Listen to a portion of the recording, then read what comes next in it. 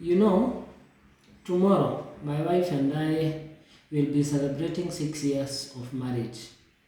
And we thank God for this far. Marriage is a wonderful thing. Hebrews chapter 13 verse 4 tells us that marriage should be honored by all people.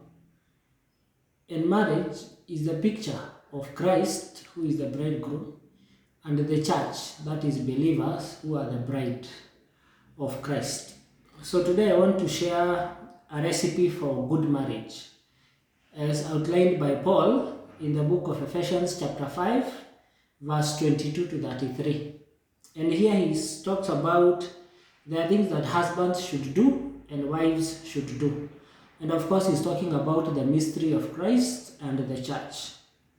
So he tells the husbands that they must love their wives. In verse 25, he says that love your wife the way Christ loved the church and gave himself for it.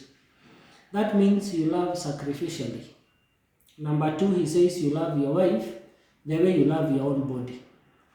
You cherish your body, you nourish your body. That is how you should love your wife. So when you love your wife, it means you love yourself. For the wives, he says in verse 22 to 24 that wives are to submit to their own husbands. To submit is to allow your husband to lead you, to cooperate, to yield, to give in to his leadership. Number 2, he says that wives, in verse 33, are to respect their own husbands. That is honor. It is difficult to submit to someone you don't respect.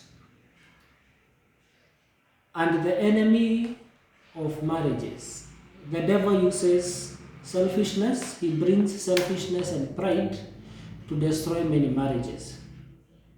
But if we do what the Bible says, husbands to love, wives to submit and respect, then we will have good marriages. So may God bless your marriage.